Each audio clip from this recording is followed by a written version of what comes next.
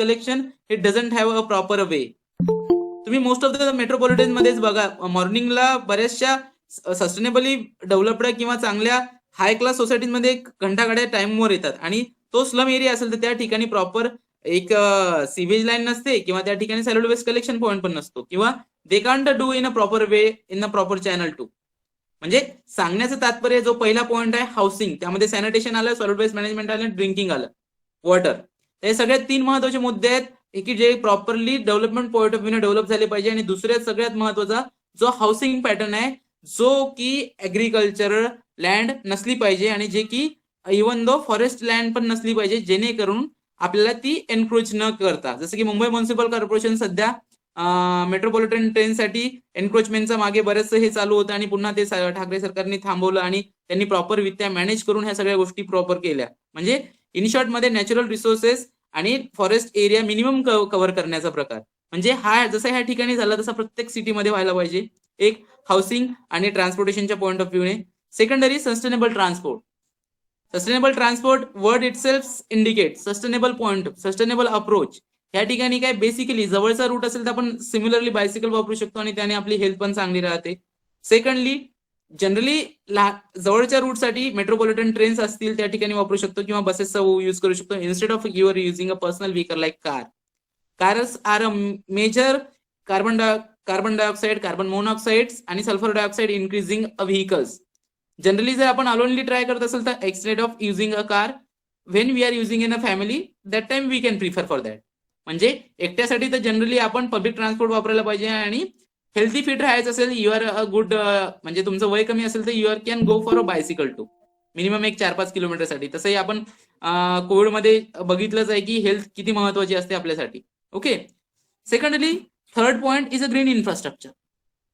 Generally आपण जेव्हा घर बांधतो किंवा एखादी इंडस्ट्री किंवा एखादी लँड एरिया डेव्हलप करतो त्या ठिकाणी इन्फ्रास्ट्रक्चर वर्ड येतो. आणि generally infrastructure is nothing but any kind of developmental activities we are going to be construct or develop that way for further 10 to 20 years or more than 100 years too. म्हणजे generally आपण एखादी गोष्ट ज्या वेळेस develop करतो त्या ठिकाणी infrastructure as a green point of view develop झालं पाहिजे.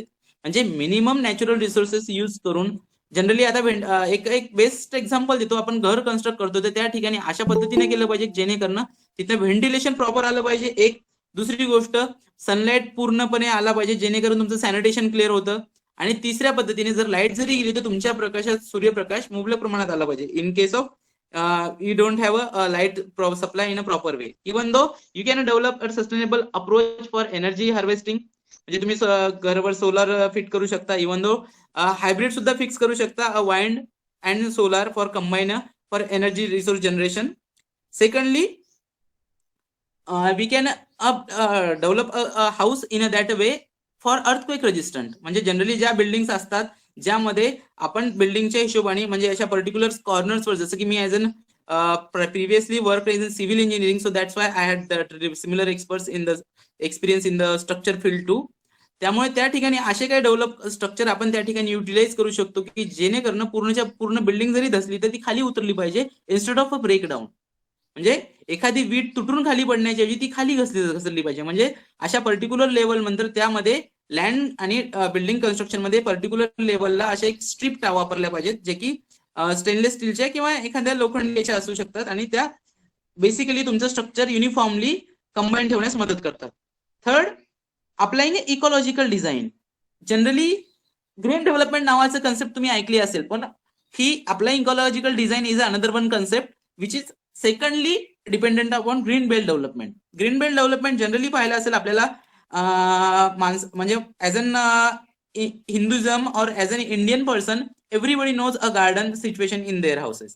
कारण सिमिलरली आपल्याला माहिती आहे आपल्या अंगणात ही गार्डन असतंच. आणि मागच्या साठ्यात ज्या ठिकाणी आपण सांडपाणी सांडतो त्या ठिकाणी परसबाग असायची जिथे की भाजीपाला येतो. That is a traditional one, that नवीन काहीच नाहीये. तीच टेक्निक आपल्याला पुढे भविष्यात वापरायची as an green applying ecological design.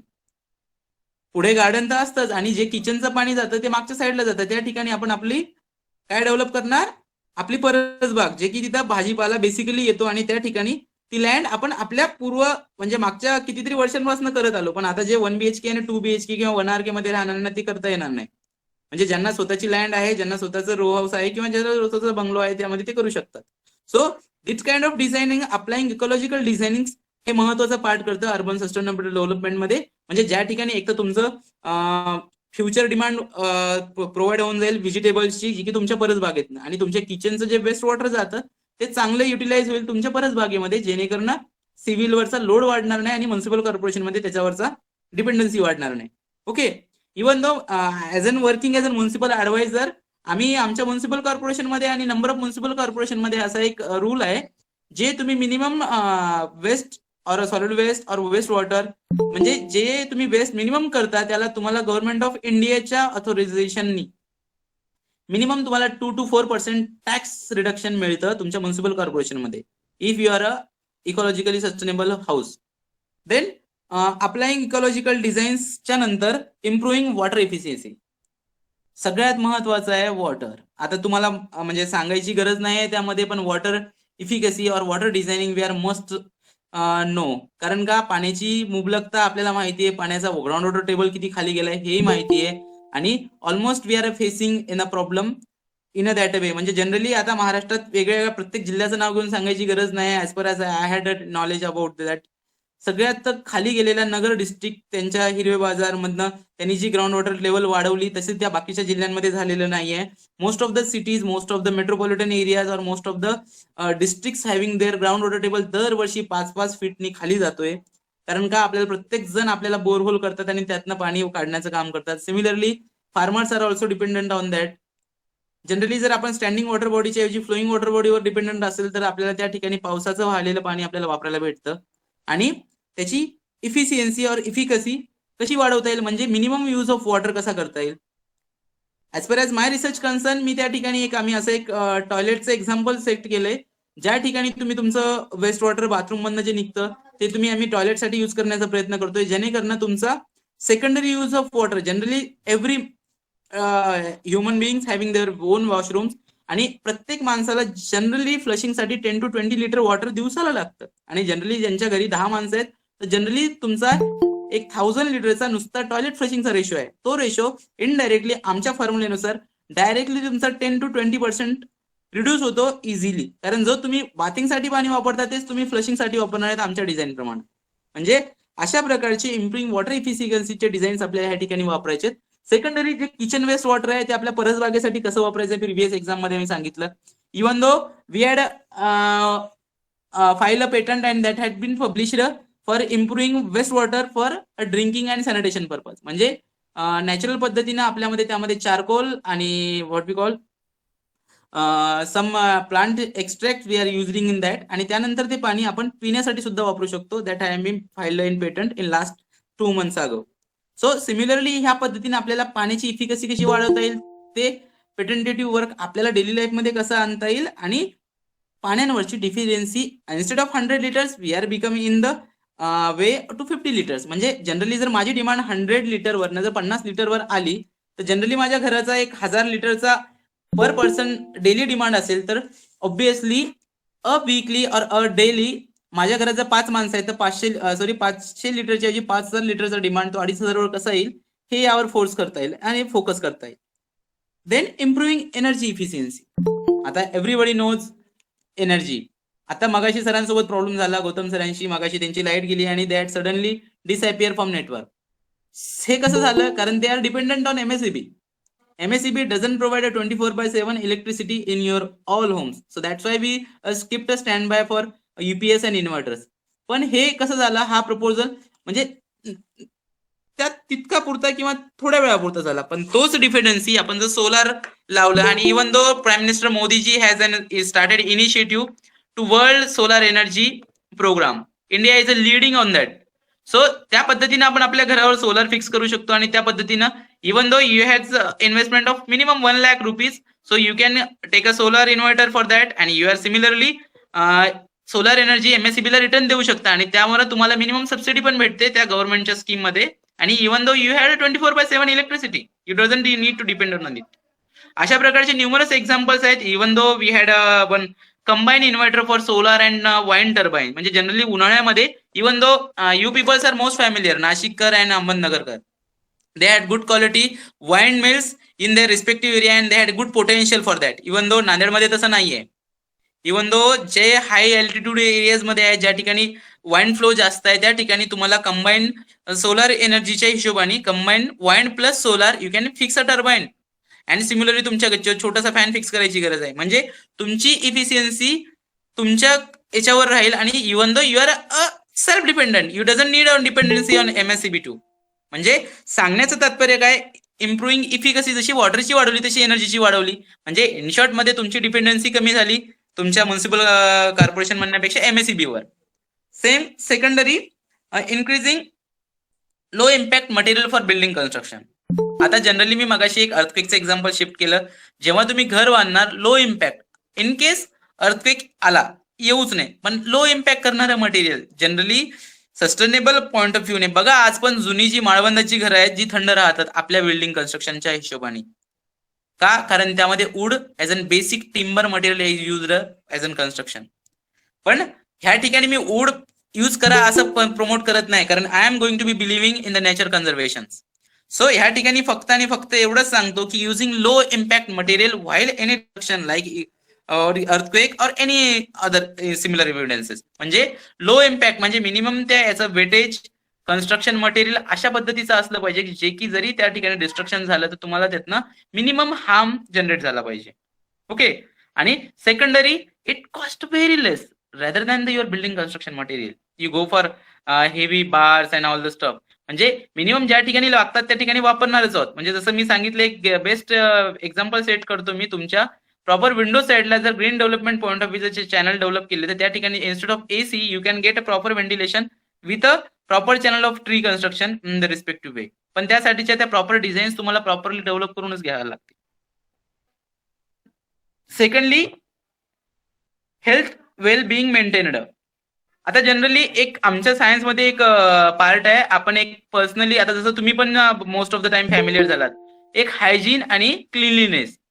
बघा एखाद्या व्यक्तीला झाडाखाली बसल्यानंतर सेफ वाटतं आणि एखाद्या व्यक्तीला कुठेतरी घाण कचऱ्याचा डंप पडलाय त्या ठिकाणी जर आपल्याला थांबायची मार्केटमध्ये वेळ तर आपण we can't feel as uncomfortable. म्हणजे आपल्याला तिथे त्या ठिकाणी चांगलं वाटत नाही की नको यार इथं काय घाण पडलेली आहे किंवा एखाद्या प्राण्याची विष्ट आहे तर we can't comfortable.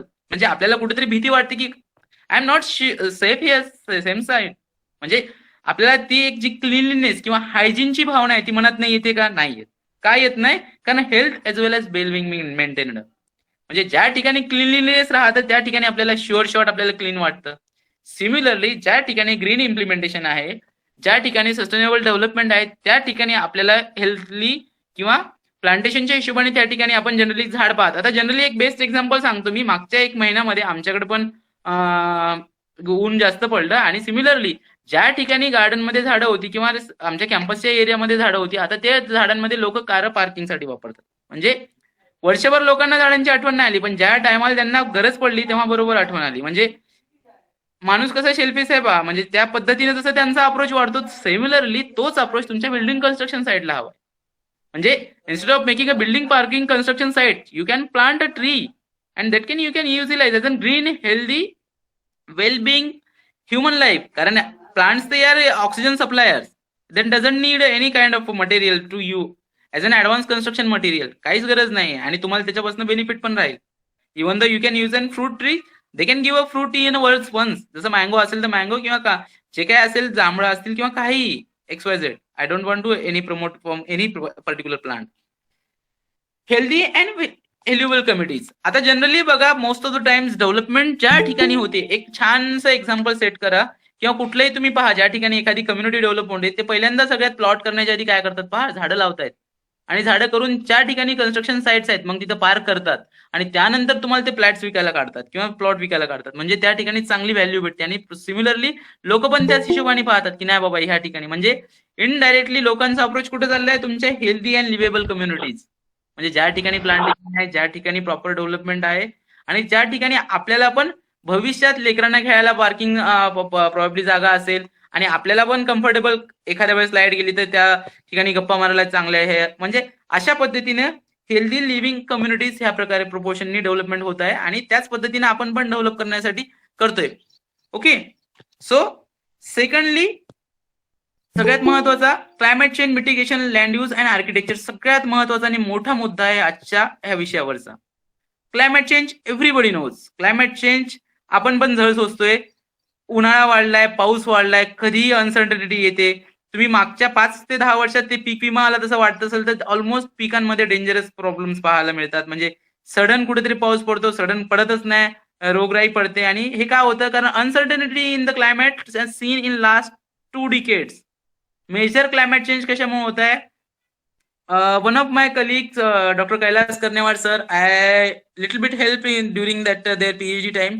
So similarly, I go through that data. आमच्याकडे तर ड्रास्टिक चेंज आहे परभणी, जालना, औरंगाबाद आणि नांदेड जिल्ह्यामध्ये.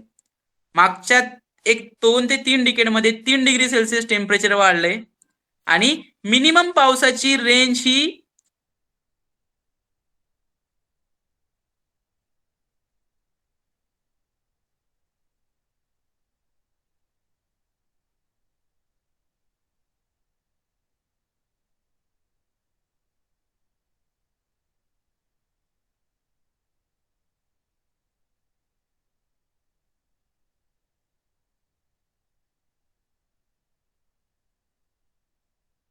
असा म्हणजे जसं ढग आले आणि लगेच बंद झाला. म्हणजे हा प्रकार काय झालाय? अनसर्टिनिटी इन नेचर का झाली? There is a tremendous climate change. एक रेशो असतो प्लांट अॅनिमल रेशो, तसा सेम एअर मध्ये अनलिनोचा प्रकार असतो जो की तुमच्या कार्बन डायऑक्साईडला पर्टिक्युलर इव्हॅपोरेशन रेटवर थंड हवा लागल्यानंतर पाऊस पडतो. आज पण बघा जनरली जसं मागाशी सरांनी सांगितलं 7 जूनला मिरुग असतो आणि पाऊस पडतो. पण आता जनरली तसं होतं का? नाही होत. मिरुग तर निघून जातो, कोरडाच जातो. आपण 15-15, 20-20 दिवस पावसाची वाट पाहतो. मी तर तुम्ही ग्रेटफुल आहात नाशिककर, तुम्हाला महाराष्ट्रातलं प्लीझंट क्लायमेट भेटतं. I had visited just 2 times why lying in the Mumbai. मला लिटरली वाटलं महाराष्ट्रात हेवन असेल तर नाशिकला आहे, not in Mumbai, not in Poona. कारण जे थंड वातावरण आहे, प्लीझंट क्लायमेट आहे, जे की तुम्हाला भेटतंय ते बाकीच्या जिल्ह्यांना नाहीये. So they doesn't know, even though तुम्हाला भेटतंय, फक्त you are in the good condition right now, you need to maintain anyhow. नाही तर आमच्यासारखे हाल होणार आहेत. कारण का? क्लायमेट चेंज नंतर मिटिगेशन आलं आणि लँडस्कोप आणि आर्किटेक्चर आलं. क्लायमेट चेंज शॉर्ट मध्ये सांगितलं मी तुम्हाला कसं एअर पोल्युशन असेल किंवा वॉटर पोल्युशन असेल, ह्या सगळ्या गोष्टींचा डायरेक्टली फॉरेस्टचा, बायोडायव्हर्सिटीचा तुमचा इम्पॅक्ट तुमच्या जनरली पावसावर पडतोय. एक शॉर्ट मध्ये, म्हणजे जास्त तर जास्त खिचलं नाही. आणि त्यानंतर मिटिगेशन, मिनिमम मिटिगेशन काय करू शकतो आपण आपल्या पॉईंट ऑफ, मिनिमम जेवढं होईल तेवढं ट्री प्लांटेशन कमी करा, तुमच्या एरियामध्ये असायला पाहिजे. नुसतं येऊन जाऊन ट्री लावणंच हा प्रकार नाहीये, त्यामध्ये कुठली ट्री सस्टेन करतात. एक मी छान गोष्ट, actually I had research during my PhD, I had that studied that my PhD topic that efficiency of sub selected plant species in relation to air pollution in Nanded city. त्या टायमाला मी प्लांटच्या अशा काही स्पीसीज ऑब्झर्व केल्या की जे की pollution tolerant आहेत. आणि त्या पोल्युशन टॉलरंट स्पीसीज ह्या आपल्या नेटिव्ह जागेवरच्या आहेत, जे की नवीन लावलेल्या कुठलेही प्लांट सर्वाइव्ह करत नाहीत. मी बघितलं, ते फ्लावर्स दिसतात काही दिवसानंतर आणि एक पर्टिक्युलर हाय इमिशन स्टँडर्डवर एअर पोल्युशन गेलं, त्यांची प्लांटची नेक्रोसिस व्हायला लागते, फ्लावर्स डिक्रिंग व्हायला लागतात आणि ते प्लांट जळायला लागतात. म्हणजे इन शॉर्ट मध्ये जे ऑर्नामेंटल प्लांट्स आमच्याकडे गुरुदा गद्दीमध्ये, सर आमच्याकडे we had Gurta Gaddi at 2008, त्यांनी त्या शिखांच्या कम्युनिटींनी मोस्ट ऑफ द टाइम सिटीमध्ये खूप सारं प्लांटेशन केलं. So and they doesn't know ना which plant they had to grow, पण त्यांना जे काही प्रोव्हाइड केले गेले त्यांनी ते लावले, पण ते सडनली वाढले पण आणि ग्रोथ पण झाली. पण आता जसं की आम्ही ऑब्झर्व केलं, ज्या टायमाला मी सॅम्पल कलेक्शन केले, दे डझंट सर्वाय. फक्त ते जसं आपण सुबाबूळ म्हणायचो बघा, लहानपणी सामाजिक वनीकरण होतं, मी जेव्हा समजायचो, म्हणजे सामाजिकरण वनीकरण म्हणजे ते जळव लाकडूसाठी आपण लावायचो सुबाबुळीचा प्रकार. त्या टाईपची ती झाडं वाढतात, सडनली होतात आणि सर्व फक्त म्हणजे ते अशी मोठी दिसतात. आणि क्लायमेट चेंजच्या हिशोबाने जेव्हा वारं बिरा असेल किंवा जास्त अनसर्टन क्लायमेट असेल, त्या ठिकाणी सडन कोलॅप्स होऊन जातो. म्हणजे that is not a good example to set a particular kind of trees in a particular region. म्हणजे जनरली मी एक एक्झाम्पल सेट करण्याचा प्रयत्न करतो किंवा सांगण्याचा प्रयत्न करतो, ज्या ठिकाणी as a direct indica, mangifera indica म्हणजे आंबा असेल किंवा चिंच असेल किंवा तुमचे बेसिक कडुनिंबाचं झाड असेल, जे की आपल्याकडे सस्टेन करतं आणि तेच फंडामेंटल ट्रीज आहेत एशियन कॉन्टिनेंटमध्ये. आणि तशीच ट्री आपण प्रमोट केली पाहिजे जे की लावण्यासाठी. आणि they had good quality wood material, they can survive, आणि even though that health benefits too, even though medicinal uses पण आहेत, त्या विषयावर मी जाणार नाही कारण आपला पॉईंट हा आहे. Okay, then go for landscape and architecture development. आता सगळ्यात महत्वाचा, as an geographer you peoples make a major contribution in the topic. कारण ज्या ठिकाणी अर्बन डेव्हलपमेंट होतं तुम्हाला बऱ्याच ठिकाणी विचारलं जातं आणि त्या ठिकाणी लँड परचेस करताना किंवा एनए करताना as an land survey officer from any collector office body they are concerned with any particular teachers in the respective district or respective governmental college. तर तुम्ही त्यांना जर प्रॉपर रित्या जर सपोर्ट करू शकलात, तुम्ही त्या ठिकाणी त्यांना समजावून सांगू शकले की हा एरिया याच्यामध्ये जातो किंवा कुठल्या एरिया कव्हर मध्ये येतोय, तो त्यांना जर प्रॉपरली समजावून दिलं तर डेफिनेटली होतं. पण काही वेळेस काही ठिकाणी पॉलिटिकल प्रेशरमध्ये अशा गोष्टी डेव्हलप होतात. अनफॉर्च्युनेटली आहे ते मला म्हणावं लागतं, कारण त्या पद्धतीनं जी लँड यूज कव्हर करायला नाही पाहिजे, good quality soil material is an agriculture area we are going to be reducing. Right now we are just 35 point of the world, म्हणजे जगाच्या 35% एक्सपोर्टर झालो आपण. ऍग्रिकल्चरली आपण 70% पर्यंत होतो start from beginning. Green revolution पासून वाढलेला प्रोपोर्शन बराच कमी होतोय, कारण ऍग्रिकल्चर एरिया कमी होतोय. सो हे आर्किटेक्चर डेव्हलप करताना आपल्याला अशा पद्धतीने लँड यूजचा एरिया द्यायचा आहे. Even though 1 RK and 2 RK it's good, but when we are going to be in a development point of view पण अशा प्रकारे अशा ठिकाणची लँड आपण सजेस्ट करू शकतो की ज्या ठिकाणी प्रॉपरली लँड कव्हर डेव्हलपमेंट करता येईल आणि ज्या ठिकाणी अनइक्वल डिस्ट्रीब्युशन ऑफ लँडफॉल किंवा लँड झालं नाही पाहिजे. म्हणजे कसं, एक आमच्याकडे पण तसा बऱ्यापैकी नांदेडमध्ये पण तसंच झालेलं आहे. एक पर्टिक्युलर सोसायटी, एक पर्टिक्युलर एरिया हाय क्लास सोसायटी डेव्हलप होते आणि एका पर्टिक्युलर रिजन मध्ये जसं की एअरपोर्ट साईड असेल, रेल्वे स्टेशन साईड असेल, त्या ठिकाणी स्लम एरिया डेव्हलप झाला. ज्या ठिकाणी डेव्हलपमेंट सोसायटीमध्ये 1000 पीपल्स पर स्क्वेअर किलोमीटर राहतात, तर त्या ठिकाणी 10,000 पीपल्स पर स्क्वेअर किलोमीटरच्या हिशोबाने राहतात. म्हणजे एकेका 10 बाय 10च्या खोलीमध्ये 5-5 लोक राहतात. That doesn't have sanitation. म्हणजे खायच्या, प्यायच्या आणि कुठल्याही गोष्टीची even though go for sanitation, म्हणजे त्यांच्या फिकल मॅटर पासून त्या सगळ्या गोष्टी तिथं उघड्यावरच असतात. Even though they doesn't have bath, ते रस्त्यावर उघड्यावर बाथरूम करतात. म्हणजे सांगण्याचं तात्पर्य काय, आर्किटेक्चर डेव्हलपमेंट करताना किंवा डेव्हलपमेंट पॉईंट ऑफ व्ह्यूने अनइक्वल डिस्ट्रीब्युशन झालं नाही पाहिजे. आणि ज्या ठिकाणी झालं त्या ठिकाणी स्लम एरिया डेव्हलप होणार. आणि त्या ठिकाणी आपण करू शकतो as an geographer, as an urban developer. कारण while I am in the PG diploma, I work in the Nanded municipal corporation along with them. आम्ही त्या ठिकाणी टॅक्स कलेक्शनसाठी GS उपयोग केला. ज्या ठिकाणी आपण जसं गव्हर्नमेंट एखाद्या स्टॅट्युटरी बॉडीकडनं टॅक्स कलेक्ट करते, तर तो टॅक्स तुम्ही डेव्हलपमेंटसाठी वापरता सिमिलरली. सो अशा पद्धतीनं ह्या सगळ्या गोष्टी आहेत ज्या की आर्किटेक्चर डेव्हलपमेंटच्या बाबतीत आहेत. त्यामध्ये सगळ्यात महत्वाचं, मी जसं की नाशिकचं एक बेस्ट एक्झाम्पल सांगितलं, region you are the best climatically suit region. Then cities, कुठल्या सिटीज आहेत, कुठल्या point of view development approach आहे, देन कुठली पद्धत वापरताय, सगळ्यात महत्वाचं method, and lastly a geography for that, geography और क्लायमेट. म्हणजे ज्या ठिकाणी तुम्हाला मिनिमम AC वापरता येईल नाशिकवाल्यांना, even though in the Mumbai जमेल का नाही, कारण ह्युमिड वातावरण आहे, त्यांना लागेलच. म्हणजे अशा पद्धतीने जिओग्राफी लक्षात घेऊन, त्यातलं लोकल क्लायमेट लक्षात घेऊन आपल्याला प्रॉपर डेव्हलपमेंट करता येईल. सिमिलरली नॅचरल सिस्टीम कशी आहे आणि त्या पद्धतीने त्या सगळ्या गोष्टी त्या ठिकाणी डेव्हलप करता येते. आणि दॅट तर resettlement design, that is the last point in urban development we are going to be focus. आता सगळ्यात महत्वाचा शेवटचा पॉइंट आहे रिसेटलमेंट इन डिझाईन. या ठिकाणी सगळ्यात महत्वाचं आपलं biodiversity, drought, prone, floods, landslide and all the stuff. म्हणजे रिसलँड डिझाईन म्हणजे ह्या सगळ्या गोष्टी होऊ नये अशा पद्धतीने कधी करता येईल, जेव्हा तुम्हाला तिथली जिओग्राफी, बायोग्राफी आणि नॅचरल सिस्टम माहिती आहे. The best example a Koyna dam in the Maharashtra region that have already a earthquake prone areas and that should be settled on a political pressure. कारण त्याची वेल नोन केस स्टडी आहे आणि अशा पद्धतीने तो झाला, सेटल बी झाला. पण त्या ठिकाणी भविष्यात होणारे मिटिगेशन मेजरमेंट, फ्लड आहे ह्या ठिकाणी, मग त्या गोष्टी आपल्याला मिटिगेटिव्ह कराव्या लागतात. तशाच पद्धतीने बायोडायव्हर्सिटिकली फ्लोरा, वेस्टर्न फ्लोरा आहे, ह्या ठिकाणी सस्टेनेबल ड्राफ्ट होऊ शकतात का, आणि प्रोन एरियाज आहेत का, फ्लड आहेत का, ह्या सगळ्या पॉइंट ऑफ व्ह्यूने आपल्याला हा पॉइंट इलॅबोरेट करता येतो. Even though we can focus on that.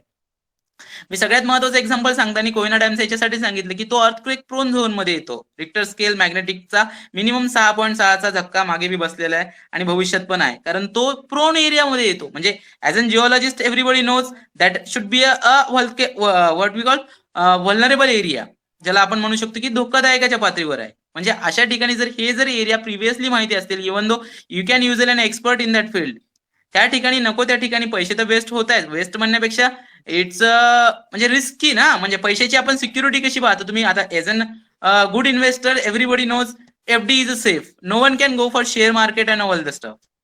म्हणजे जसं की आपण आपल्या पैशाची जसं बघतो ना, तसंच निसर्गाच्या म्हणजे as an governmental statutory body or governmental organisation you go for better settlement. आणि त्यानंतर होणारे मिटिगेशन, म्हणजे ह्या ठिकाणी आता फ्लड किंवा ड्राफ्ट ह्या ठिकाणी होऊ शकतो का नाही, म्हणजे हे कधी टाळू शकतात, जेव्हा एखादा एक्सपर्ट लोक त्या ठिकाणी काम करू शकतात. सिमिलरली त्याच्याच पद्धतीने डिझाईन पण त्याच पद्धतीने.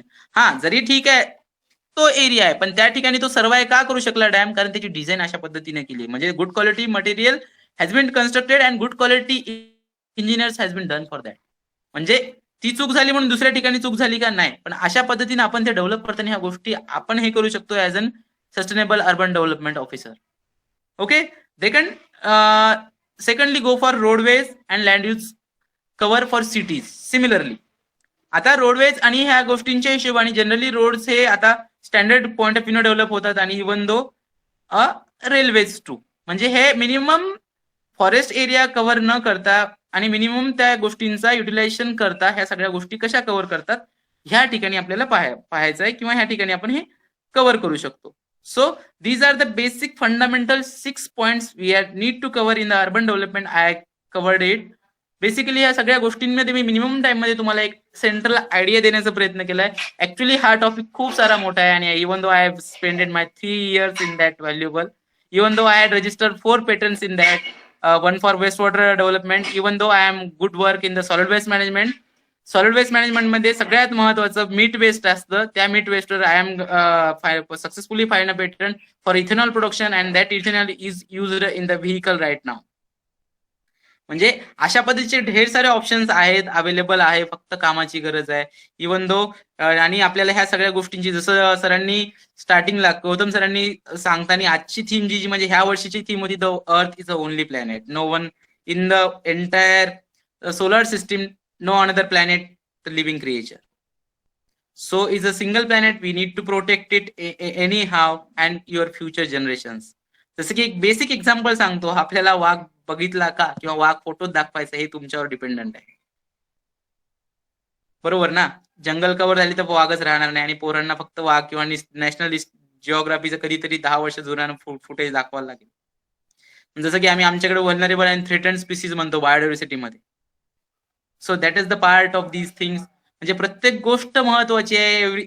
Everything in the nature has its own role. आमच्याकडे तर एक म्हण आहे निसर्ग म्हणजे नेचर एन्व्हायरमेंटल सायन्स मध्ये, nature has its own cycle for its development. म्हणजे जर पाणी जरी घाण झालं असेल तर ते स्वतः क्लिअर करतं. That chain system that have, पण आपण ती ठेवत नाही, आपण we can gone to disturb them. Even though आता बघा आमच्या गोदावरीचं एक लास्ट टाइम मी सॅम्पलसाठी गेलो, even though lower from down side Godavari river has an complete dead fish aquaculture. म्हणजे आता पाण्याचं ऑक्सिजन कमी झालं, नाल्यांचं पाणी वाढलं, आणि फ्लोईंग वॉटर बॉडी नाहीये. बंधाऱ्यांमुळे ऑक्सिजनचं पाणी कमी झालं. मोठे more than 3 feet fishes are coming upper layer of the water body. म्हणजे इवन दो इन शॉर्ट सांगायचं झालं तर त्या फिशमध्ये फिशची डेथ झाली आहे ड्यू टू ऑक्सिजन लेवल. म्हणजे दरवर्षी हे कुठपर्यंत पाहायचं, कुठेतरी वाईट वाटतं, प्रशासन कुठेतरी दुर्लक्ष करतंय. आणि बऱ्याच ठिकाणी आपण काही करू शकत नाही ऍज अन प्राध्यापक म्हणून, फक्त आपण रिसर्च करू शकतो किंवा लोकांना म्हणू शकतो, आणि जास्त म्हणलं तर आपल्याला पण त्रास होतो. म्हणजे everything we need to collectively, no one can a single hand. कारण का प्रशासनाला सगळं एकटंच उठू शकत नाही. सगळ्यांनी आपापल्या पद्धतीने थोडं रोल केलं. आपल्या घरातनच जर मिनिमम डिटर्जंट्स आणि सल्फेक्टन्स एजंट जर कमी पाण्यात जायला लागले तर ऑब्व्हियसली पाण्यातला डीओ कमी होईल. न होऊ द्या, पण तुम्ही ते सल्फेक्टिव्ह एजंट वापरत असेल तर बाहेर पाणीच जाऊ देऊ नका, तुमच्या परसबागेत युटिलाइज करा. It's a good source of waste water consumption, आणि तुम्हाला त्यातनं गुड क्वालिटी व्हेजिटेबल्स पण भेटतील. So, even though your dependency on municipal corporation has been stopped, and even though you can say that, म्हणजे तुम्ही जर ते म्युनिसिपल कॉर्पोरेशनला सांगितलं I am not dependent any more for you for sanitation things, ते तुम्हाला टॅक्स मध्ये 4% benefit देतील. That clause has in separate in the municipal corporation rule. Even though जसं मगाशी गौतम सरांनी सांगितलं नॅशनल स्टॉकहोम कॉन्फरन्सच्या हिशोबाने, the human beings, article number 21 in the Indian Constitution have the fundamental duties and rights of every government to provide clean, hygienic air and water for every human being. So we can file a petition for that too. म्हणजे सरकारचं हे मूलभूत अधिकार आहे की प्रत्येक माणसाला pure air, water आणि हवा म्हणजे जेणेकरून द्यायलाच पाहिजे. म्हणजे हे सगळ्या गोष्टी आपल्यावर आल्या शेवटी. म्हणजे जसं की आपण करणार तेच उगवणार. जेणेकरून मी तर सांगतो आपल्या लेवलवर मिनिमम वॉटर कन्झम्पशन, एनर्जी जरी वापरत असेल तर तुम्ही तुमची जनरेशन करा, वाइंड हायड्रोथर्मल, वॉटर कन्झम्पन करा आणि ड्रिंकिंग सॅनिटरी हॅबिट्स पण general. Even though lastly I am before conclude I want to mention a particular RO water drinking sanitary habits. It's a 10-year ago RO water has been banned in US. Near about 2000 पण 10 year पर्यंत चाललं, पण तरी देखील आपल्याकडे अजून RO water कन्झम्पशनची methods और practices is still in the available. म्हणजे लास्टली फक्त कन्क्लूड करण्याच्या आधी RO water is not good for health. त्यामधून तुमच्या बॉडीमधले essential nutrients we are gonna be provide. Most of the time बऱ्याच जणांना त्या प्रॉब्लेम्स येतो आणि even though you can lose a kidney deficiency, म्हणजे तुमची जी किडनी स्ट्रॉंगफुली वर्क करते ना त्याची पॉवर कमी होऊन जाते. कारण किडनीला तुम्ही वेल ट्रीटेड पाणी देता, किडनीला काम करायची गरजच नाही. सांगण्याचं तात्पर्य काय, शरीराला आयरन पण महत्वाचं आहे, कॅल्शियम पण महत्वाचं आहे, पण एक्सेस मध्ये असेल तर प्रॉब्लेम करतं. पण generally that purpose has done by kidney ना, so I should go for RO. जगभर जे आरो बॅन केले ते आपल्याकडे आता आणून बसवले जातात का माहिती नाही. Even though when ever I go for any, म्हणजे ज्या ठिकाणी आउट स्टेशनला जातो मी, घरचं माझ्या नळाचं पाणी नेतो. मोस्ट ऑफ द टाइम मी प्रिफर करतो हँडपंपचं पाणी पिणं, so I can taste the water of that ground area. I know the water quality. Definitely हँडपंपच्या पाण्यामध्ये डीओ कमी असतो, आय नो व्हेरी वेल. पण त्या ठिकाणी पाण्यामध्ये असलेली हार्डनेस मला समजते, त्या टाईपचा रॉक समजतो मला. So I am the expert in the field. म्हणजे इन शॉर्ट मध्ये don't go for any natural what you call, म्हणजे मराठी सांगायचं झालं तर मोठेपणाच्या गोष्टीमध्ये जाऊ नका ज्यातनं काहीही नाहीये. म्हणजे आपण एक हॅबिट बनवली, म्हणजे स्टँडर्डच्या नावाखाली. बिस्लरी पाणी म्हणजे बिस्लरी हा प्रकार नाहीये. आता तुम्ही नीट बघा, बिस्लरीच्या बॉटलवर मिनरल वॉटर येते, आधी नव्हतं येत. They had a one petition to that Indian government. म्हणजे कुठल्याही प्लास्टिक मध्ये, जसं सरांनी सांगितलं 2004 वर्षाखाली, म्हणजे गौतम सरांनी अर्लियर एक्सप्लेन केलं, जेव्हा इंडियाने हे केलं होतं प्लास्टिक बॅन, तेव्हा India almost banded in plastic in every way. मग बिस्लरी आणि केनली किंवा एखाद्या पर्टिक्युलर फूड पॅकेजिंग मटेरियल वालेच का आहेत? कारण त्यांनी तसं सांगितलं की we had a policy for buyback, आणि त्या बायबॅक पॉलिसीच्या थ्रू ते आता सध्या मार्केटमध्ये अवेलेबल आहेत. दे हॅड, म्हणजे ते दाखवतात आम्ही प्लास्टिक विकत घेतो. आणि even though you had might be seen most of the metropolitan मध्ये त्या वॉटर बॉटल कलेक्शन सेंटर्स आहेत, जी बॉटल टाकल्यानंतर तुम्हाला ₹1 भेटतो. अशा प्रकारचे मशीन पण फिक्स करू शकतात. म्हणजे इन शॉर्ट मध्ये सांगण्याचं तात्पर्य की अर्लियर जे मिनरल वॉटर नव्हतं, डिस्टिल वॉटर सारखं विकायचे, आता ते मिनरल वॉटर म्हणून येते की म्हणजे नॅचरल वॉटर. म्हणजे ते आता फिल्टर वॉटर नाही आहे, पण आता फक्त तुम्हाला ते एक पर्टिक्युलर टेस्ट पाण्यामध्ये पाहायला मिळते आणि ते लोकांना थोडंसं बरं वाटतं. Lastly one example I want to say for one of my friends father. सरांना माहिती असेल, त्यांचेच मित्र होते कपेंद्र देसाई, त्यांचे बॅचमेट, म्हणजे माइट बी त्यांचे सिनियर असतील. They are from same department. Actually त्यांच्या वडिलांचा लो शुगरचा प्रॉब्लेम झाला आणि दे हॅड लास्ट 1 इयर पासून ते फिल्टर पाणी प्यायला सुरू केलं होतं त्यांनी. म्हणजे इन शॉर्ट मध्ये त्यांच्या बॉडीमध्ये उतरत्या वयानुसार ऑलरेडी दॅड 50 to 60 एजचे, आणि त्यानंतर त्याला फिल्टर पाणी चांगलं वाटायला लागलं, आणि ते त्यांच्यामुळे त्यांच्या शरीरामध्ये बेसिक साल्टची हे कमी झाली, आणि they had hospitalised due to a basic न्यूट्रिएंटच्या डिफिशियन्सीमुळे. मी इव्हन दो म्हणजे माझ्या मित्राशी बोलताना म्हणलं, आणि you might be know that हे आरोचं, पण मी त्यांना म्हणालो, पण त्यांना ते छान लागत होतं म्हणून ते कन्झ्युम करत गेले. पण ultimately what is the ratio, that are hospitalized. गरज नसताना काही नाही. आतापर्यंत त्यांच्या शरीराला वेल हेल्दी वॉटर पिऊन सवय आहे. They had good quality material. Even though एक छान एक्झाम्पल सेट करतो. आता मी मुस्लिम समाजामध्ये असेल किंवा आपल्यामध्ये, जेव्हा आपण फक्त उपवास पकडतो, फक्त पाण्यावर राहतो, म्हणजे तुम्ही पाण्यावर राहता तर बेसिक तुमच्या शरीरामध्ये रक्तामध्ये जे मिनरल जाणार आहेत तुमच्या पाण्यातनं जातात. तुम्ही उपाशी राहिल तर तुमची तहान भागल्यासारखं होते. मोस्ट ऑफ द टाइम ज्यांनी पास केलाय त्यांना माहिती आहे पाणी पिल्यानंतर तुमची तहान भागल्यासारखं का होतं. त्याचं एक्झाम्पल हे आहे. म्हणजे जसं की तुम्ही इलेक्ट्रोलाइट घेता, सोडियम आणि पोटॅशियम, काहीच नसतं सोडियम आणि पोटॅशियम. ते जसं कन्झ्युम केल्यानंतर तुम्हाला हे वाटतं, म्हणजे जसं की हॉस्पिटलाइज झाल्यानंतर कोविडमध्ये most of the time bottle लावल्या ग्लुकोज, फ्रुक्टोज, काय राहतं, काहीच नाही, फक्त साखरेचं पाणी, दॅट प्रोव्हाइडेड टू यू. मग हे सगळं तुमच्या पाण्यामधनं येतं, तेव्हा तुम्हाला त्याची अलर्जी आहे का? बरोबर ना. आणि ते करण्यासाठी कितीतरी 1000 लिटर्स पाणी वाया जातं, हे महत्वाचं आहे. That doesn't have any recycling unit for that. म्हणजे ओव्हरऑल सांगायला गेलं तर माणसाच्या फक्कड मोठेपणासाठी या सगळ्या गोष्टी होतात आणि ह्या गोष्टी आपण टाळू शकतो फक्त आणि फक्त तुमच्या लेवलला तरी. बाबा मला नको, मला नॉर्मल पाणी दे, मला चालतं. हा लागल थोडंसं थंड असेल तर दे, पण RO water no. That is the basic fundamental unit. I want to clear this a point purposefully मी सांगितला, कारण ती गोष्ट नाहीये. कुठल्याही वॉटर एक्सपर्टला विचारा जगामध्ये कुठेही जा, ड्रिंकिंग वॉटर सॅनिटरी हॅबिटसाठी ते फंडामेंटल नाहीये. आणि इव्हन दो दे बॅन, कारण काय इंडियामध्ये एक ट्रेंड आहे, जे युएसनी बॅन केलं ते 10 वर्ष आपल्याकडे चालतं. तुम्हाला माहित नसेल तर 1985 ला ओझोन वाले, सीएफसी वाले फ्रिजेस बंद झाले, एसी वाले, पण अजूनही टिल देखील हे चालतं. इव्हन तो त्याचं सेकंड वाला एक्झाम्पल सेट करतो मी तुमच्याकडे. जे एल्डरिन बॅन झालं 2000 ला झालं, तर ते युएस मध्ये 1980-90 ला झालं होतं. म्हणजे आपण असंच 20 वर्ष मागे मागे चालायचं का त्यांच्या? तोपर्यंत लॉस होऊ द्यायचा का आपला? So that's up to you, not on the government. Government काय हो, आपल्या गव्हर्नमेंट ते त्यांच्या प्रॉफिट लॉस प्रमाणे जाणार आहे. At least we people are educated, we know everything. So let's save your family too. लोकांसाठी नाही तर पण ऍटलीस्ट तुमच्या घरच्यासाठी तर करणार ना. जसं की एक शेवटचं एक्झाम्पल सांगतो आणि I quit my stop this the things. शेतकऱ्याला पाहिलं असेल तर शेतकऱ्याला आपण फॉलो करतो. शेतकरी बघा, कधी पण त्याच्या घरी जो त्याच्यासाठी खायला ठेवतो तो सेपरेट बियाणं लावतो आणि सेपरेट धान्य पण घरी ठेवतो. ते doesn't use a hybrid one. जे की तुम्ही बीज आणलंय ते वापरत नाही कधी. लक्षात घ्या, जे शेतकरी आहेत, जे काय जुनं शेतकरी बियाणे आहे ते ठेवतील आणि ते तेवढंच कन्झ्युम करतील. का? कारण त्यांना माहिती आहे त्याची क्वालिटी काय. आणि ज्यांना जे विकायचं आहे ते जे भिंती आणतील आणि विकतील, त्यांना माहिती आहे त्याचा प्रॉफिट अँड लॉस काय. ह्या सगळ्या गोष्टी आहेत. याला आमच्यामध्ये एक सीड बँक नावाची कन्सेप्ट आहे आमच्या नॅचरल याच्यामध्ये, ते पण ठेवण्याचं काम आहे. Even though some of organization are working for that. म्हणजे या सगळ्या गोष्टी याचाच पार्ट आहे. So everybody sustainable urban development is a vast concept. 1 hour is not sufficient for me to I try my level best to confirm these things in every manner. Thank you, sir. Principal sir, Bhausaheb Game sir, Gautam sir, Kailash sir, and all respected dignitaries from Yeola College of Arts, Commerce. धन्यवाद sir, धन्यवाद, धन्यवाद. Thank you sir, thank you thank you thank you very much.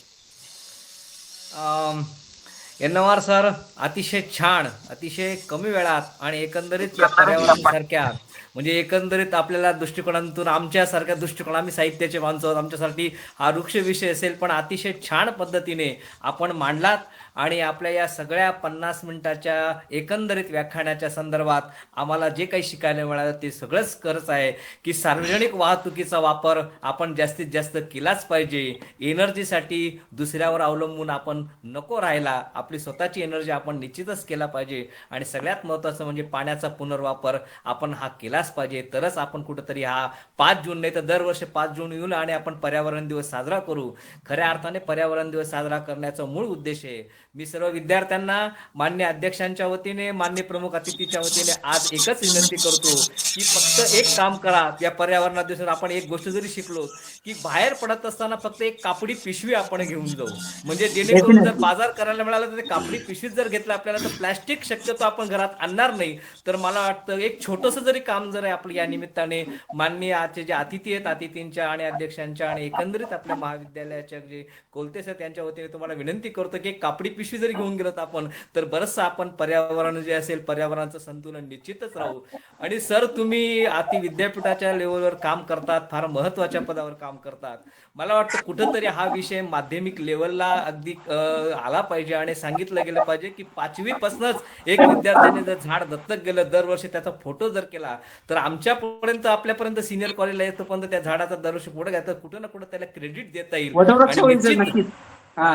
Credit देता येईल त्याला. म्हणजे आता क्रेडिटच्या value एज्युकेशनचे बरेच कोर्सेस आले आहेत, पण एन्व्हायरमेंटच्या दृष्टिकोनातून त्याला क्रेडिट जर देता आलं तर निश्चितच या पर्यावरणाचं संतुलन अतिशय छान राखलं जाईल. सर, आपण आमच्या महाविद्यालयाच्या मान्य प्राचार्यांच्या कोलते सरांच्या विनंतीला मान देऊन अतिशय छान उद्बोधक व्याख्यान दिलं, त्याबद्दल तुम्हाला धन्यवाद देतो. यानंतर कार्यक्रमाचे अध्यक्ष मान्य प्राचार्य डॉक्टर भाऊसाहेब गमे सरांना विनंती करतो की त्यांनी अध्यक्ष म्हणतील. धन्यवाद सर. आज आपल्या महाविद्यालयामध्ये जागतिक पर्यावरण दिन आपण साजरा करतो आहोत. या दिनाचं औचित्य साधून आपल्यामध्ये ऑनलाईन मोडवरती आपल्यामध्ये उपस्थित झालेले स्वामी रामानंद तीर्थ मराठवाडा विद्यापीठ नांदेड इथून उपस्थित असलेले जे रिसर्च असोसिएट स्कूल ऑफ आर्थ सायन्सचे प्राध्यापक आहेत ते डॉक्टर व्यंकटेश यन्नावार सर. खरं तर यन्नावार सरांना ऐकत असताना माझ्या मनात सतत असा एक विचार असा चाललेला होता की पूर्वी काय होतं आणि आता काय झालेलं आहे. पूर्वीचं खेडं आणि आताचं शहर याच्यामध्ये जी काही दरी पडलेली आहे ती सरांनी फार चांगल्या पद्धतीने उलगडून दाखवलेली आहे. खरं तर आपण बऱ्याच अनावश्यक गोष्टींच्या मागे लागतो आणि आपलं स्वत्व जे आहे ते आपण विसरतो आहोत की काय, असा सरांचा एकूण बोलण्याचा मतितार्थ होता आणि तो मला खूप भावला. खरं तर माणसाला म्हणजे आता कपडे खूप उपलब्ध आहेत परंतु तरी तो शॉर्ट वापरायला निघालेला आहे. अशी परिस्थिती आहे. जेव्हा खूप कपडे नव्हते तेव्हा तो त्याला म्हणजे माग असं समजत होते. अशी सगळी परिस्थिती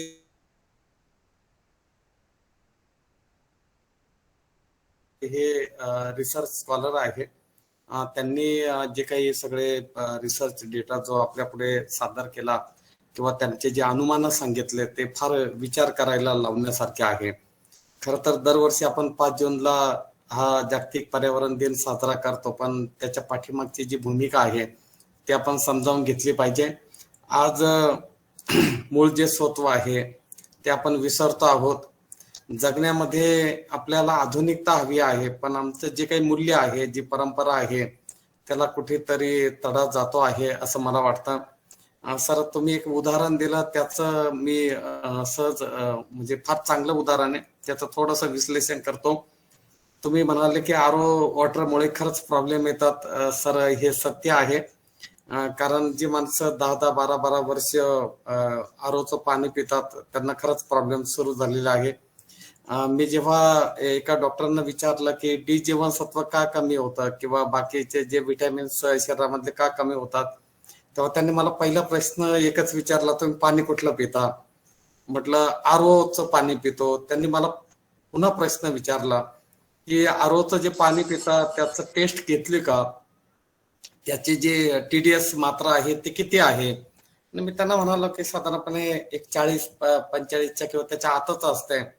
ते म्हणाले की जे ब्रँडेड ज्या पाण्याच्या बॉटल्स आता मिळतात ते जर तुम्ही तपासल्या तर ते 20-22 आपल्याला ते स्वीट वॉटर वगैरे असं लागतं, ते जरा पाणी प्यायला जरा गोड वगैरे अशी चव लागते.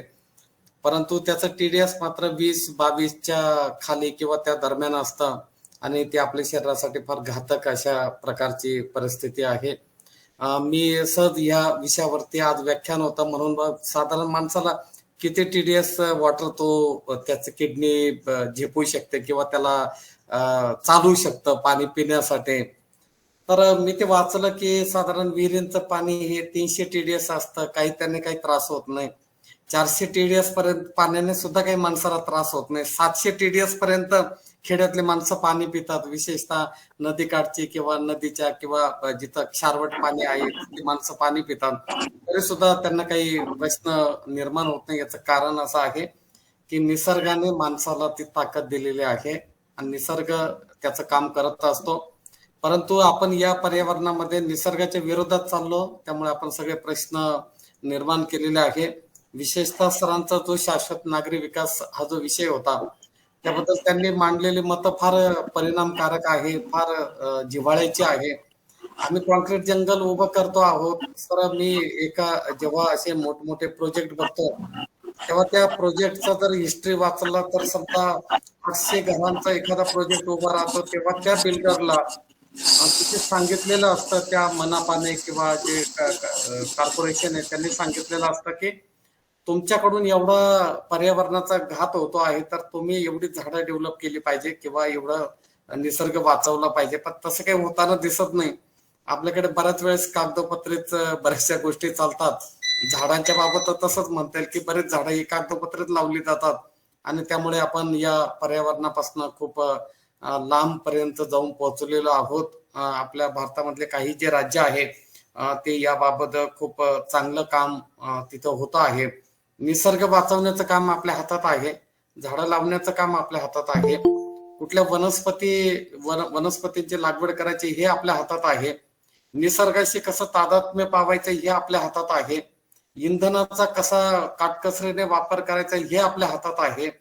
परंतु आपण सगळेजण हीच चर्चा करतो की हे आपल्या हातात आहे, परंतु आपण प्रत्यक्षात मात्र तसं काही करत नाही. कारण आपण एकट्याने सुद्धा कार वापरतो आणि नको तेवढं पेट्रोल डिझेलची आपण एक प्रकारे नाश करतो. पैसा तर वेस्ट होतोच होतो, परंतु एक प्रकारे आपल्या देशाची अर्थव्यवस्था आपण कोलमडून टाकतो आणि तिथे बऱ्यापैकी अनेक गोष्टी ज्याला आपण काय म्हणतो गरज नसताना आपलं एक स्टेटस सिम्बॉल म्हणून आपण त्या तिथे वापरतो आहोत.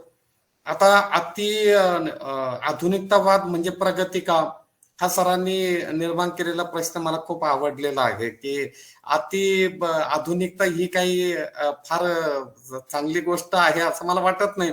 आधुनिकता असावी, पण अति आधुनिकतेमुळे काय होतं की जिथं एसीची गरज नाही आम्ही तिथं एसी वापरतो, जिथं कारची गरज नाही. 1 किलोमीटर साठी कशाला कार पाहिजे, पण माणसं 1 किलोमीटर साठी सुद्धा कार वापरतात, कारण स्टेटस सिम्बॉल आहे. आपण कार मध्ये आलं तर 4 लोक आपल्याकडे बघतील असं त्यांना उगीच वाटायला लागतं आणि तसं वागताना आपल्याला पाहायला मिळतात. खूप छान सरांनी व्याख्यान दिलेलं आहे. विशेषतः 1972 पासून जगामध्ये पर्यावरण दिन साजरा करण्याचा विचार झाला. आपण ज्या पद्धतीने या वर्षी ओनली वन अर्थ हे ब्रीदवाक्य घेऊन हा दिवस साजरा करतो आहोत.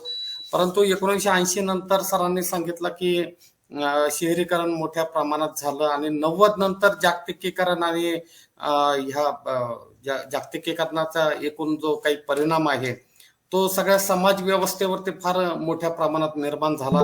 त्यामुळे आपण निसर्गाकडे ज्या शाश्वत नजरेने बघायला हवं असतं तसं बघत नाही. आज नदी नाले अडताना आपल्याला पाहायला मिळतात. कोकणामध्ये वर्षभर चांगला पाऊस पडतो, पण लोकांना आता टँकरने पाणी आणावं लागतं. जर तुम्ही या दिवसामध्ये कोकणामध्ये गेला तर पाण्याचा फार दुर्भिक्ष आहे. सर, आमच्या नाशिक जिल्ह्यातला अगदी पेठ सुरगाणा हा जो भाग आहे हा बऱ्यापैकी आदिवासी आणि जंगलमय भाग होता एक काळ, एक 40-50 वर्षापूर्वी. आज तिथे जर सुरगाणा वगैरे हा जर परिसर बघितला, पेठ सुरगाणा किंवा वणी वगैरे दिंडोरी हा जो एरिया जर बघितला, एक 40-50 वर्षापूर्वी तिथे छानपैकी जंगल होतं. आज अशी परिस्थिती आहे की तिथल्या लोकांना एवढं सगळं पाऊस पडत असताना, त्र्यंबकेश्वरला एवढा पाऊस पडत असताना आता मात्र त्यांना पाणी पिण्यासाठी पाणी टँकरने बोलावं लागतं किंवा जे पॅक्ड वॉटर जे आहे ते लोक वापरता आहेत. आता याच्यासाठी काय केलं पाहिजे याची उदाहरणं आपण फार सुंदर पद्धतीने दिलेली आहेत. माणसाचा हव्यास काही प्रमाणात कमी झाला पाहिजे. नैसर्गिक जी राहणी आहे ती त्याने स्वीकारली पाहिजे.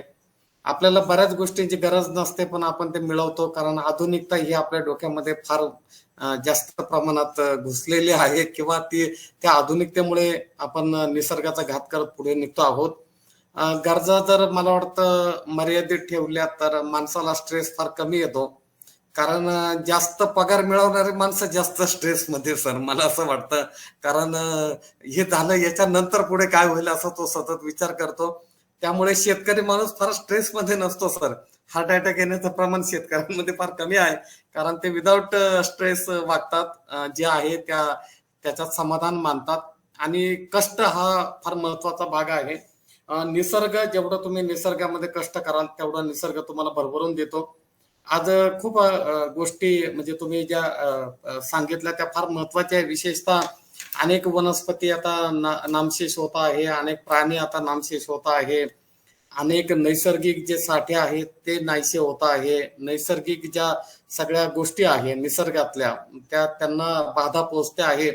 आणि मग ही जे काही ज्याला जैवसाखळी आहे ती बऱ्यापैकी आपण डिस्टर्ब करून टाकलेली आहे. आणि मग आज तुम्ही म्हणाला ते वाक्य मला खूप आवडलं. आज नाशिकचं हवामान, मी मध्ये एक लेख महाराष्ट्र टाइम्सला वाचला होता की महाराष्ट्रामध्ये जे काही मोजकी शहरं आहेत त्याच्यामध्ये नाशिक हे फार अग्रगण्य शहर आहे की क्लायमेट अतिशय सुंदर आहे आज तरी, आतापर्यंत तरी.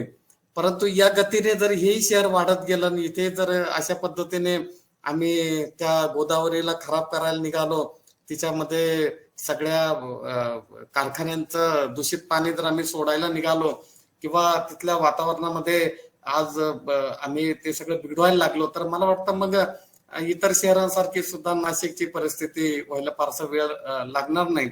सर आम्ही जिथं राहतो येवला तालुक्यामध्ये, म्हणजे जिथे येवला शहरामध्ये, या येवला शहरामध्ये फार चांगलं वातावरण आहे सर. म्हणजे जी माणसं इथे राहतात त्यांना तो अनुभव येईल. म्हणजे सगळ्या ऋतूंमध्ये फार चांगलं वातावरण आहे. याचं कारण असं की आजूबाजूच्या झाडं आणि ह्या सगळ्या गोष्टींचा जर अजूनही चांगला जर ते डेव्हलप केले किंवा आहे त्याची जर निगा राखली तर आपला तो परिसर आणि ती शहरं ही चांगली राहतात. नाशिकचं सर तुम्ही म्हणाले तेव्हा नाशिकचं प्लॅनिंग करताना पूर्वीचे जे बंगले तिथे कंपल्सरी तुम्हाला झाडं पाहायला मिळतील. तिथे परसबाग तुम्हाला पाहायला मिळेल आणि बऱ्यापैकी घरांपुढे जागा सोडलेली आपल्याला पाहायला मिळेल की जिथं मोकळी हवा राहील अशी. परंतु आता जे काही नवीन ज्या पद्धतीने मी म्हणालो, तुम्ही म्हणालात होता अगोदर की मॉडर्निटीच्या नावाखाली आम्ही जेव्हा धाव घेतो आहोत तेव्हा या सगळ्या गोष्टींना खूप तडा जातो आहोत तडा जातो आहे. निसर्गाचा ऱ्हास होतो आहे. दूषित पाणी आज आम्हाला सगळीकडे पाहायला मिळत आहे. जे काही संविधानाने आपल्याला जे अधिकार दिलेले आहे, विशेषतः जे प्रत्येक सरकारने तुम्ही म्हणालात तसं ते आपले सगळ्या गरजा भागवायला पाहिजे. अन्न, वस्त्र, निवारा, पाणी सगळ्याच गोष्टी आपल्या गरजा भागवायला पाहिजे, परंतु तशा भागवल्या जात नाही. याचं कारण असं की आपल्याकडे सक्षम जी यंत्रणा आहे तशी आपण उभी करत नाही. म्हणून आता मला वाटतं आपण आता देशावर म्हणजे या राज्यकर्त्यांवरती फार अवलंबून राहू नये. मला वाटतं आपण प्रत्येकानेच आता असा विचार केला पाहिजे की माझं गाव, माझं शहर, माझं खेड, माझं कॉलेज, माझं इथं आपल्याला काय करता येईल याचा जर विचार केला तर खऱ्या अर्थाने हा शाश्वत विकास आपण करू शकू. सर तुमचे विचार ऐकून मी सुद्धा मंत्रमुग्ध झालो की तुमच्याजवळ जो रिसर्च ऍटिट्यूड आहे, कारण तुम्ही त्या क्षेत्रामध्ये काम करतात. प्लॅनिंग करणं ही सुद्धा फार अवघड गोष्ट असते सर. ज्याला दोन गोष्टी जमतात, एक प्लॅनिंग आणि मॅनेजमेंट, या दोन गोष्टी ज्याला जमतात त्याला मला वाटतं आयुष्यात मग बाकीच्या काही गोष्टी कुठे काही फार अडचणीच्या ठरत नाही. कारण ज्याला प्लॅनिंग आणि मॅनेजमेंट या दोन गोष्टी जमतात त्याला सगळ्या गोष्टीचं ज्ञान हे घेता येऊ शकतं. आपण आमच्या विद्यार्थ्यांसाठी, प्राध्यापकांसाठी फार मौल्यवान खजिना आपण आज इथे आमच्या पत्रात टाकलेला आहे. सर खूप तुम्ही म्हणालात तसा की हे 10-20 मिनिटात बोलण्याचा विषय नाही, 1 तासातही बोलण्याचा विषय नाही, हा शाश्वत विषय आहे.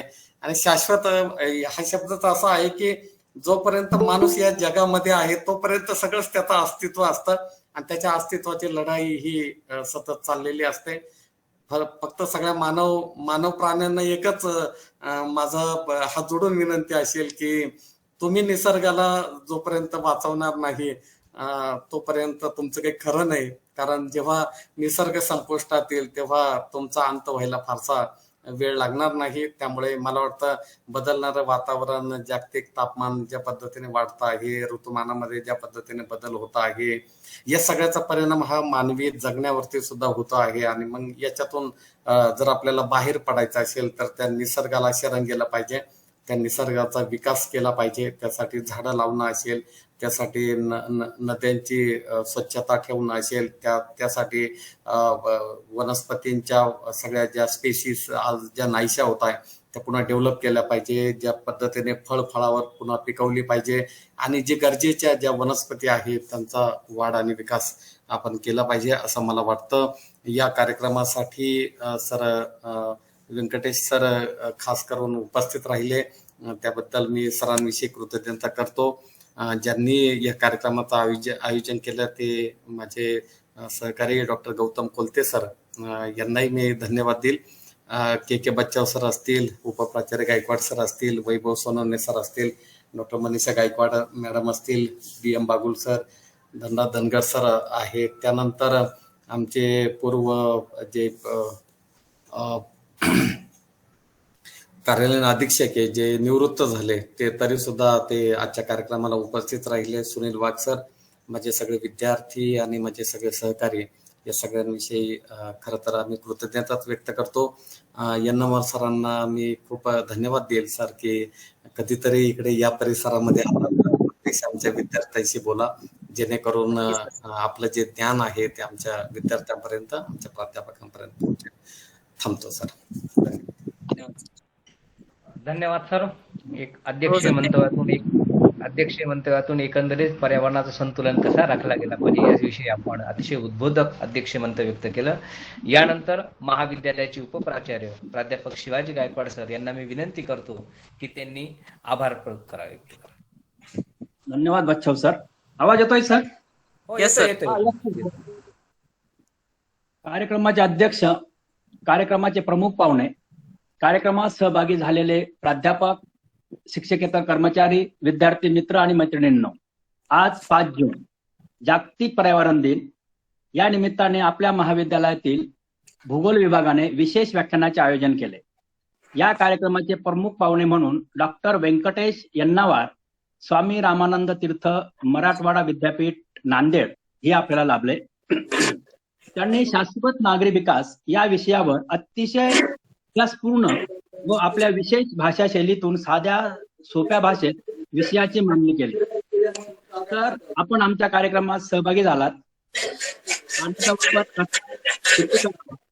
नियोजन कसे करावे, सोलर एनर्जी, बिल्डिंग कंस्ट्रक्शन, झाडांचे महत्व, पर्यावरण बदल, त्याचा पावसावर झालेला परिणाम, वाढत असलेल्या शहरांची रचना, प्लास्टिक, आर्वो वॉटर इत्यादी बाबत जे मोलाचे मार्गदर्शन केले त्याबद्दल मी आमच्या महात्मा गांधी विद्या मंदिर शिक्षण संस्था नाशिक व कला आणि वाणिज्य महाविद्यालय येवला यांच्या वतीने आपले मनपूर्वक आभार मानतो. सर, 1 तास आपल्या व्याख्यानात केव्हा संपला तेच कळालं नाहीत.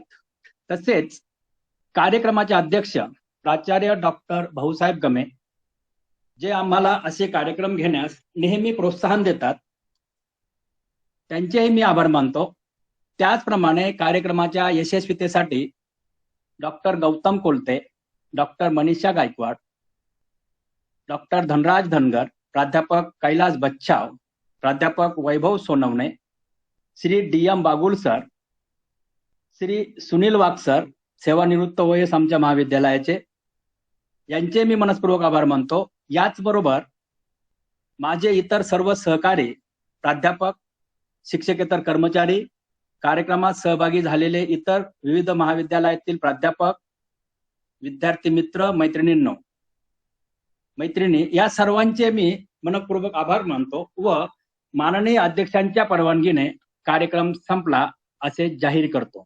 प्रसंगावधानाने कोणाचा नाम उल्लेख राहिला असल्यास क्षमा करावी. धन्यवाद. धन्यवाद सर. धन्यवाद सर. धन्यवाद यन्नावार सर. धन्यवाद. धन्यवाद यन्नावार सर. धन्यवाद. धन्यवाद सर. छान कोलते केलं सर, सर. तुमचं अभिनंदन. छान कार्यक्रम घेतला. धन्यवाद. सर, आयोजन केलं. सर, धन्यवाद. धन्यवाद. कोलते सर, अभिनंदन. छान तुमचा व्याख्यान छान झालं. कार्यक्रम झाला. वक्ते खूप अभ्यासपूर्ण बोललेत आणि thank you sir. Thank you very much. म्हणजे त्यांनी एवढा विषय ना 1 तास खरंच कळलंच नाही. वेगवेगळ्या विषयांवर अतिशय व्यवस्थित मार्गदर्शन मांडलं, म्हणजे मतं मांडली. चालेल सर. धन्यवाद. धन्यवाद. थँक्यू. Thank you sir. बाय. सर्व विद्यार्थी, सर्व प्राध्यापक मित्रांना पुन्हा उद्याची- विनंती आहे की उद्याची उद्या 10 वाजता पुन्हा आपला कार्यक्रम आहे. शिव छत्रपतींचा राज्याभिषेक दिनानिमित्त महाराष्ट्र शासनाने जो जाहीर केलेला आहे, सर्व विद्यार्थ्यांना व प्राध्यापकांना विनंती आहे की उद्या 10 वाजता गुगल मीटवर जॉईंट व्हा. आपले आपले जे ग्रुप असतील त्यालाही लिंक पाठवा.